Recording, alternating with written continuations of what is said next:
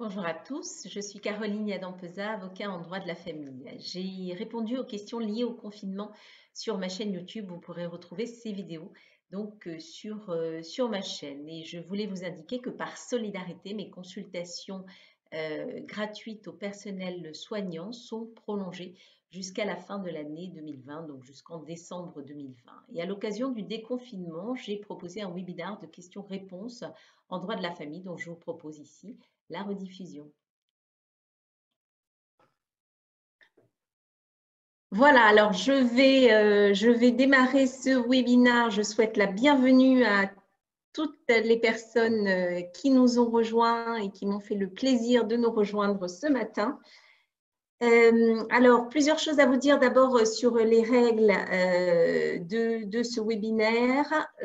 D'abord, vous avez un petit onglet questions-réponses en bas. Donc, pour celles qui ne l'ont pas trouvé, donc avec un Q et R, c'est questions-réponses, et je vous invite à me poser des questions sur cet onglet questions-réponses. Inutile de mettre des commentaires en plus, parce que vous avez aussi un onglet commentaires, donc simplement posez-moi vos questions, je vais les découvrir en direct et j'y répondrai. Par ailleurs, sur l'onglet converser, je suis seule à découvrir vos messages.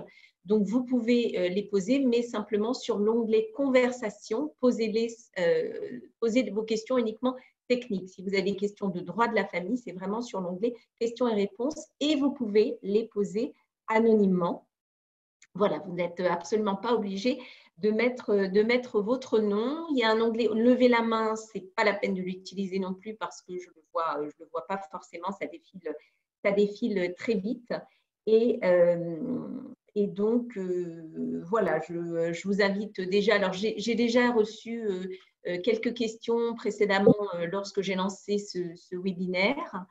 La première question qui m'est parvenue concerne la pension alimentaire et donc c'était par rapport au paiement de la pension alimentaire sur l'effet de la pension alimentaire et du paiement de la pension alimentaire par rapport au confinement. Donc, certaines personnes n'avaient pas reçu le règlement de pension alimentaire.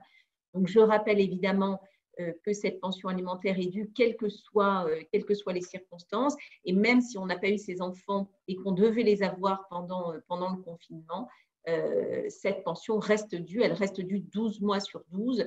Donc, à moins qu'il y ait une décision de justice qui est très, très peu probable, qui est statuée autrement, eh bien, cette pension alimentaire reste due quelles que soient les circonstances. Et si on ne la règle pas, alors on peut se rendre coupable d'un délit qui est le délit d'abandon de famille. Donc attention, il faut payer la pension. Si évidemment vous avez des difficultés financières, alors il ne faut pas hésiter à vous rapprocher de votre ex-conjoint pour essayer de faire baisser cette pension et de faire homologuer l'accord devant le juge aux affaires familiales ou alors saisir directement le juge aux affaires familiales pour voir diminuer cette pension. Voire l'augmenter aussi si vous êtes dans des circonstances particulières ou s'il existe un élément nouveau qui fait que vous avez eu une baisse de revenus et que vos charges ont augmenté, puisque la pension alimentaire, je le rappelle, pour les enfants est fonction des charges et des revenus de chacun des parents. Alors, est-ce qu'il y a d'autres questions? J'avais vu une question passer également, alors c'était sur Facebook, concernant la médiation. Alors, je vais en profiter pour faire un petit point relatif au MARC, c'est-à-dire au mode de règlement amiable des conflits. Aujourd'hui, c'est vraiment indispensable de passer par le dialogue, d'autant que les tribunaux sont déjà été surchargés avant le confinement, mais là, les tribunaux vont être post-confinement totalement débordés. On va avoir des dates, si ce n'est au calendrier grec, en tous les cas, très, très, très, très, très lointaines. Et donc, c'est le moment idéal pour vous rapprocher de votre conjoint ou de votre ex-conjoint ou du père de vos enfants pour essayer d'entamer un dialogue. Et ce dialogue, il est nécessaire et parfois il n'est pas possible entre vous directement et votre ex-conjoint, votre ex-conjointe, le père ou la mère de vos enfants. Et dans ce cas, des professionnels peuvent vous aider. Donc, des avocats ou des médiateurs ou des avocats médiateurs également. Ces avocats, donc, comme moi, je suis formée au mode de règlement amiable des conflits, donc peuvent pratiquer ce qu'on appelle le droit collaboratif ou la procédure participative ou même la médiation en étant accompagnés de médiateurs, pourquoi pas. L'idée, c'est que tout ça, le droit de la famille n'est pas un combat. On ne va pas au combat parce que le combat, ça fait souffrir les personnes, ça fait souffrir les enfants. Et qu'on essaye de mettre en avant d'abord un dialogue qui est un dialogue raisonné dans le cadre de la recherche d'une solution. Donc, on favorise les discours pacifiés. Voilà, donc je vous engage vraiment à saisir des avocats qui parlent le même langage, c'est-à-dire le langage du droit de la famille pour pouvoir dialoguer. Ayez confiance en vos avocats, ils sont créatifs, ils sont là pour venir trouver une solution. Et tout ça, c'est dans l'intérêt de chacun. Ou alors, saisissez un médiateur familial. Je crois que Sylvie Descamps, qui nous a rejoint, est médiateur familial. Donc, voilà, vraiment, c'est un conseil, j'allais dire d'amis, mais en tous les cas, d'avocats professionnels. Alors, une autre question qui nous vient d'un spectateur anonyme. Ma femme habite à 800 km. Elle est restée confinée avec notre fils pendant les 2 mois. Le rythme normal de la garde alternée n'a pas été respecté. Puis-je récupérer ce temps pendant les grandes vacances? Faut-il passer devant un juge? Alors, l'idée, c'est comme je viens de le développer. Si vous pouvez éviter de passer devant les juges, c'est mieux. D'abord parce que les délais vont être extrêmement longs et parce que vous avez toujours la possibilité de dialoguer. Alors, en principe, c'est toujours la décision judiciaire qui s'applique.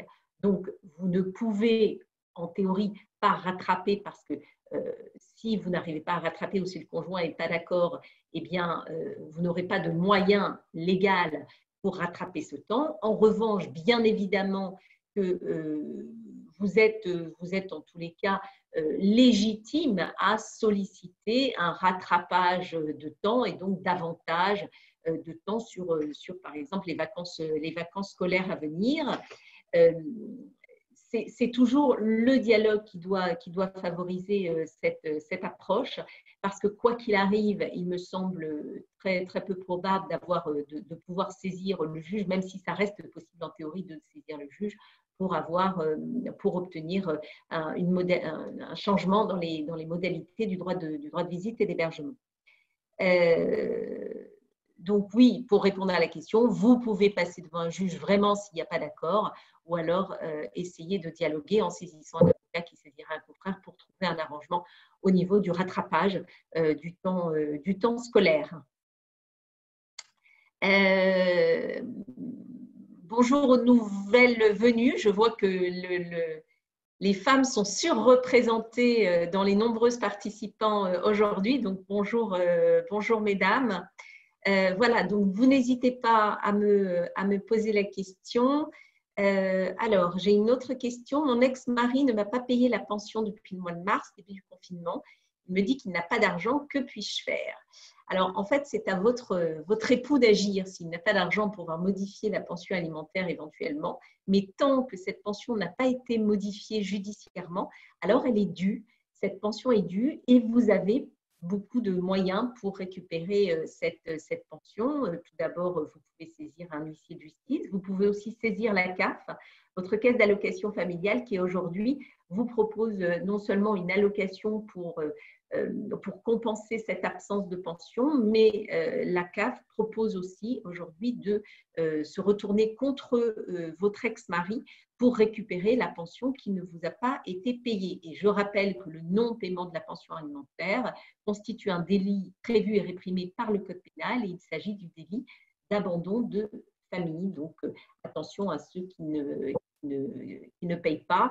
Si vraiment vous êtes dans une situation où vous ne pouvez pas payer la pension alimentaire, alors il est urgent soit de trouver un accord pour réduire cette pension alimentaire, soit éventuellement de saisir le juge aux affaires familiales pour qu'il prenne en compte cette nouvelle situation.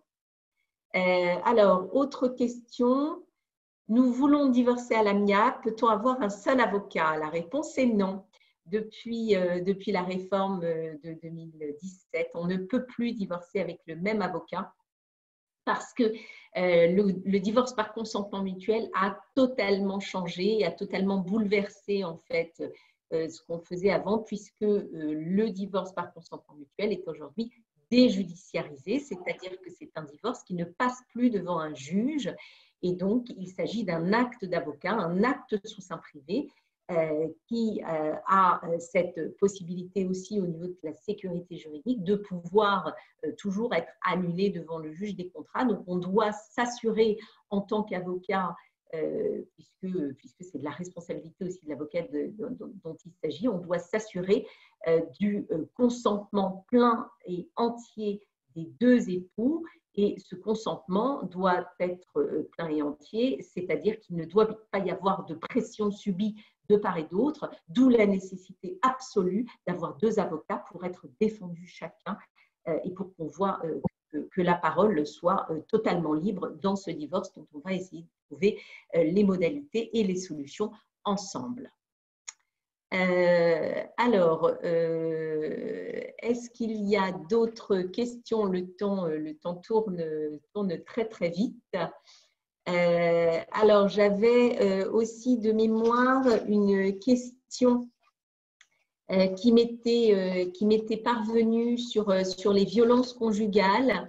La personne, je ne sais pas si elle est connectée, mais bon, vous savez que malheureusement, le temps du confinement a pour beaucoup de personnes a été synonyme de violence conjugale à répétition. Alors, pendant le confinement, on avait la possibilité de saisir le juge puisqu'il s'agissait d'une procédure d'urgence. Cette procédure d'urgence, elle est toujours possible devant les tribunaux. Donc, on passe en urgence lorsqu'on a été victime de violences conjugales. Il faut évidemment saisir un avocat qui déposera ce qu'on appelle une ordonnance afin de mesure urgente. Mais parallèlement à ça, il y a d'autres possibilités d'agir. Tout d'abord, vous pouvez déposer plainte. N'hésitez pas à aller au commissariat pour déposer une plainte. Vous pouvez aussi appeler le 17, qui est un numéro d'urgence lorsqu'il y a un danger immédiat, lorsque vous courez un danger immédiat. Un numéro existe pour envoyer un SMS au 114. Donc, ce numéro 114, c'est un SMS. Ça permet aussi d'être plus discret et de pouvoir agir en toute discrétion par rapport à vos conjoints. Vous avez aussi la possibilité, si vous êtes victime de violences conjugales, d'appeler un numéro d'écoute qui est le 3919. Donc, il y a le SMS 114, il y a le numéro d'écoute 3919 du lundi au samedi de 9h à 19h. C'est un numéro national d'écoute, d'information, d'orientation vers des dispositifs d'accompagnement. Votre appel reste anonyme et vous pouvez d'ailleurs retrouver tout ce que je vous dis sur une plateforme spécifique arrêtonslesviolences.gouv.fr qui a été mis en place par le gouvernement, par le secrétariat d'État égalité hommes-femmes. Donc, arrêtonslesviolences.gouv.fr qui est un site qui répertorie toutes les actions possibles et sur lequel on peut effectuer des signalements en ligne. Enfin, il y a eu des points d'accompagnement qui avaient été mis en place pendant le confinement sur des centres commerciaux et notamment, sauf erreur ou omission de ma part, à la Défense, au Forum des Halles, à la Défense et au Forum des Halles, c'est ça, sur Paris. Donc, vous pouvez encore, ces centres, ces points d'accompagnement fonctionnent encore. Et si vous êtes victime, si vous êtes témoin de victimes, vous n'hésitez pas aussi, évidemment, à faire appel, à signaler ce dont vous êtes témoin en force de l'ordre. Et je rappelle que sur l'enfance en danger, il y a aussi un numéro qui existe, c'est le 119. Donc, si vous êtes témoin d'enfants qui seraient victimes de maltraitance, vous n'hésitez pas à appeler ce numéro. Alors, d'autres questions m'arrivent. Nous avions une date d'audience devant le juge à la date du 15 avril. Avons-nous une idée de la future date? Je voudrais que ce soit le plus rapidement possible car j'ai peur que ma femme change d'avis. Oui. En même temps, si votre femme change d'avis, dans ce cas, eh bien, vous pouvez quand même vous saisir un avocat. Et en même temps, il est très, très difficile aujourd'hui de s'opposer à ce qu'un divorce soit prononcé. Donc, la date d'audience, elle n'a pas eu lieu, c'est normal, parce que tout était arrêté. Là, Nicole Belloubet, donc ministre de la Justice, a précisé très récemment que la reprise des tribunaux se ferait très progressivement, qu'il y aurait une phase transitoire sur 3 semaines pour traiter les affaires prioritaires et procéder à une sorte d'état des lieux. Donc, sur les grosses juridictions, le retard à rattraper est absolument vertigineux, il est absolument incroyable. Donc, forcément, il va y avoir des délais qui vont être prolongés, il va y avoir un égorgement, déjà qui est un égorgement assez incroyable avec la grève qui a précédé la crise sanitaire. Mais aujourd'hui, on n'a pas de visibilité du tout en termes de date. Donc, ce que je vous conseille de faire, alors vous aviez une date d'audience au 15 avril, attendez un peu, voyez avec votre avocat s'il y a une date qui va vous être proposée et si c'est vraiment très, très, très éloigné, eh bien, essayez de trouver un terrain d'entente entre-temps parce qu'il est sûr qu'un divorce par consentement mutuel peut se régler en très peu de temps pour peu qu'on ait réglé l'ensemble, évidemment, des modalités du divorce et notamment la liquidation des biens de la communauté si elle doit avoir lieu. Alors, il y a une date, c'est le 2 juin. Nicole Belloubet a précisé qu'il y aurait que l'activité normale pourrait être reprise le 2 juin, mais voilà, c'est une date encore qui n'est pas certaine. Et en tous les cas, si vous allez au tribunal, l'ensemble du dispositif sanitaire sera appliqué. C'est-à-dire qu'à part les parties qui ont été convoquées et les avocats, personne ne peut se rendre aujourd'hui au tribunal. Le port de masque est obligatoire et la distanciation sociale également. Sylvie, conseilles-tu aux enfants de recourir à un avocat spécialisé pour leur défense devant le JAF? Absolument, je le conseille. Il y a un certain nombre d'avocats qui sont inscrits sur une liste et qui sont des avocats qui défendent les enfants devant le juge aux affaires familiales et ces avocats-là sont spécialisés en la matière et ils permettent aux enfants qui veulent se faire entendre devant le juge aux affaires familiales d'être représentés, donc de pouvoir s'exprimer librement grâce aux informations et au soutien, aux informations que leur avocat leur aura communiquées précédemment et également au soutien indispensable, essentiel que pourra leur apporter leur avocat. Je suis au chômage et ma femme veut divorcer. Nous vivons dans un appartement qui lui appartient. Je n'ai pas les moyens de louer un appartement. Que puis-je faire? Eh bien, ça, c'est une vraie question en fait, qui se pose et qui font que malheureusement, il y a beaucoup de couples qui restent, qui ont du mal à franchir le cap du divorce parce que financièrement, c'est très difficile. Lorsqu'on a une situation financière un petit peu difficile, en tout cas qui ne nous permet pas de louer, d'avoir 2 appartements. Donc après, il faudra voir la situation, votre situation particulière, la personne qui m'a posé la question. Donc moi, ce que je vous conseille, c'est d'exposer cette situation à la fois financière et matrimoniale et patrimoniale à un avocat qui pourra vous répondre donc plus précisément et surtout qui pourra entamer un dialogue avec l'avocat de votre épouse pour essayer de trouver une solution commune qui convienne à tous.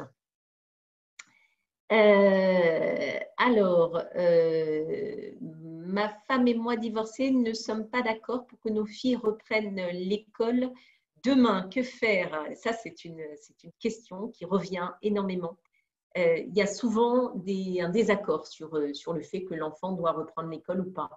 Et en fait, la réponse, j'allais vous redire qu'elle est aujourd'hui dans le dialogue. Parce que, comme je vous l'ai dit, les tribunaux sont surchargés. Donc, en théorie, vous pourriez saisir le juge aux affaires familiales pour pour que le juge aux affaires familiales tranche cette question qui relève des modalités de l'autorité parentale, sauf que dans les faits, eh bien, avant la fin de l'année scolaire, le juge ne pourra pas être saisi, ou alors éventuellement en très grande urgence, mais il y a d'autres urgences aussi à traiter, donc vous ne serez pas du tout certain d'obtenir une date d'audience. Donc moi, ce que je vous conseille, c'est encore une fois d'essayer de privilégier le dialogue en saisissant un avocat qui va se mettre en rapport avec un autre avocat, ou alors aller voir un médiateur familial. Vous vous assiérez autour d'une table et vous pourrez sans doute trouver un accord sur ce point. Voilà, donc je rappelle pour tous ceux qui veulent que vos questions peuvent être posées anonymement sur un onglet qui existe lorsque vous posez vos questions. Alors, ça, j'ai donc répondu. Merci à vous, Estelle. Savez-vous quand les parents ne sont pas d'accord sur le redoublement d'un enfant ou son passage, quelle solution emporte? Eh bien, c'est pareil, en fait. C'est un problème de modalité d'exercice de l'autorité parentale, puisque je rappelle que l'autorité parentale, c'est aussi de prendre les grandes décisions concernant l'éducation des enfants. Donc, alors d'abord, il va y avoir évidemment l'établissement scolaire. Qu'est-ce que prône l'établissement scolaire? Et si vraiment vous n'êtes pas d'accord, et si vraiment il y a un gros désaccord, malgré une tentative de médiation que je conseille toujours, dans ce cas, vous pouvez toujours saisir le juge aux affaires familiales qui pourra trancher la question dans l'intérêt de l'enfant, mais vraiment posez-vous la question de savoir quel est aujourd'hui l'intérêt de votre enfant. Si vous avez des opinions divergentes, peut-être que ça vaut le coup de vous mettre autour d'une table, encore une fois en médiation, ou alors avec des avocats qui vous permettront de dialoguer et d'avoir peut-être du recul sur cette situation et de voir quels sont les enjeux derrière du pourquoi du redoublement ou pas, et surtout quel est l'intérêt des enfants, puisque vous, en tant que parent, vous ne voulez qu'une chose, c'est le bonheur de vos enfants. Vos points de vue diffèrent, mais vous pouvez vous rapprocher toujours concernant ces questions. Alors, est-ce que tout le monde m'entend bien d'abord? Est-ce que tout est clair dans mes réponses? Est-ce que vous avez besoin d'autres explications, des précisions par rapport à ce que je vous ai indiqué, ou est-ce que tout ça vous paraît clair? Très bien. Alors, on a quand même résolu 12 questions. Est-ce qu'il y a d'autres questions sur… voilà, je crois qu'on a fait déjà, vous voyez, en peu de temps, en fait, hein, on a la possibilité de traiter un certain nombre de sujets qui se posent à vous. Alors, mon mari me trompe, je vais divorcer pour faute. Bon, alors je souris parce que ce n'est pas drôle, hein, ce que votre mari vous trompe, c'est évident. Voilà, c'est quelque chose de très douloureux. En revanche, le divorce pour faute, aujourd'hui, il faut savoir qu'il n'est quasiment plus évité. À l'époque, quand j'ai commencé il y a 26 ans ou 27 ans, le divorce pour faute représentait à peu près 70 à 80% des divorces. Aujourd'hui, ça n'est plus le cas, et ce sont les divorces par consentement mutuel qui ont pris la place des divorces pour faute. Pourquoi? Parce que la procédure du divorce pour faute est une procédure longue, est une procédure coûteuse en termes de temps, coûteuse en termes d'énergie, coûteuse en termes évidemment de coûts, mais surtout elle est douloureuse et on va remuer un certain nombre de choses, et surtout on n'obtiendra pas grand-chose à la fin, si ce n'est la reconnaissance éventuellement d'un statut de victime parce qu'on se sent victime de la situation, mais en réalité la conséquence directe au niveau du divorce, elle est quasi nulle. Voilà, donc, sauf des cas exceptionnels de violence, de maltraitance, etc. Aujourd'hui, il n'y a plus vraiment d'intérêt de favoriser un divorce pour faute, d'autant que de l'autre côté, il y aura sans doute aussi des torts qui seront évoqués par votre époux. Et donc, très souvent, lorsqu'on a comme ça des divorces pour faute, eh bien, le divorce est prononcé pour tort partagé. Donc, on n'y a rien gagné, si ce n'est encore une fois de la peine, des larmes, de la souffrance et du combat inutile et beaucoup d'honoraires d'avocats. Donc, moi, ce que vraiment je vous conseille, c'est de prendre un rendez-vous avec un avocat pour pouvoir penser cette situation autrement qu'en termes de faute de lui, faute de votre époux, pardon, et d'envisager ça non pas comme un combat, mais comme une possibilité d'aller de l'avant, d'avoir pour vous un nouveau départ dans votre vie et que ce soit le moins douloureux possible. Suis-je encore engagée et les emprunts contractés? Suis-je encore engagée pour les dettes et les emprunts contractés pendant le mariage? Alors, tout dépend de votre situation, si vous êtes divorcé ou si vous n'êtes pas divorcé. Si vous vous êtes marié sous un contrat ou sans contrat de mariage, si vous êtes marié avec un contrat de mariage de séparation de biens, alors normalement, vous n'êtes pas engagé sur les dettes de votre conjoint, sauf si ces dettes ont été contractées mutuellement. Si vous êtes encore marié sans contrat de mariage, oui, ces dettes entrent dans un cadre communautaire, c'est-à-dire que vous avez formé une communauté avec votre époux et dans ce cas-là, vous êtes engagé à la fois sur tout ce qui rentre, donc le salaire, tous les revenus du ménage, mais également les dettes, même s'il s'agit des dettes personnelles. Dans ce cas-là, ce sont ce qu'on appelle des dettes communes. Donc, tout dépend de votre situation. Est-ce que vous êtes marié? Est-ce que vous n'êtes plus marié? Donc, si vous êtes divorcé, la question ne se pose pas. Vous n'êtes plus tenu des dettes qui ont été engagées après le mariage. Si c'est des dettes engagées avant le mariage, alors votre divorce a dû normalement y référer et donc trouver des solutions par rapport à ces dettes. Alors, il nous reste 4 minutes. Le temps passe très, très vite. Certains enfants considèrent qu'ils n'ont pas de devoirs, mais uniquement des droits. Est-ce que l'autorité parentale est le fondement du respect de cette autorité ou y en a-t-il d'autres? Non, c'est l'autorité parentale, effectivement. Après, vous avez ce qui concerne les droits, les devoirs de l'enfant. Alors, après, on peut penser à la déclaration des droits de l'enfant, mais c'est toujours sur les droits de l'enfant.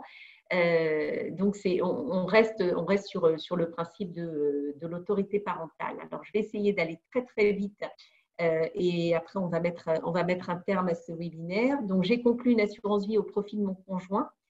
Est-ce qu'il va perdre le bénéfice suite au divorce? En principe, oui. Après, tout dépend après des clauses. Alors, tout dépend en fait de est-ce qu'il va y avoir une liquidation. Donc, lorsqu'il y a divorce, il y a une liquidation de la communauté. Et dans le cadre de cette liquidation de la communauté, alors tout ce qui concerne à la fois les assurances, les donations, eh bien, sont mis un terme à ce type de contrat.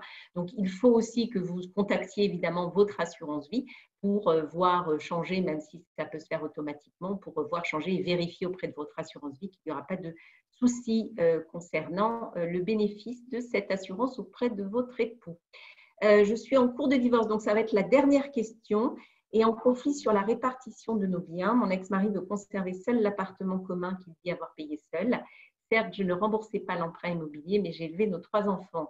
Eh bien, ça, c'est une question qui se pose très souvent. Vous n'avez rien à craindre parce que même si vous n'avez pas travaillé, si vous n'avez pas eu de revenus à partir du moment où c'est le domicile conjugal, alors on considère que le fait d'avoir élevé vos enfants, eh bien, c'est une contribution aux charges du mariage en nature et donc vous pourrez sans difficulté alors vous répartir soit l'appartement, le prix d'achat de l'appartement, soit éventuellement faire ce qu'on appelle une indivision post-communautaire. En tous les cas, la moitié de l'appartement vous appartient. Voilà, donc il est 11h28. J'espère que vous avez trouvé des réponses à vos questions. Donc, je vous rappelle que ce webinaire va être diffusé sur ma chaîne YouTube, que vous pouvez trouver des conseils en droit de la famille, des articles, des vidéos sur mon site, que ce webinaire va être en replay sur Facebook. Restons en contact. Un grand merci à Laura Siriani pour son aide, parce que sans elle, je ne sais pas si j'aurais été capable de tout mettre en place comme on l'a fait.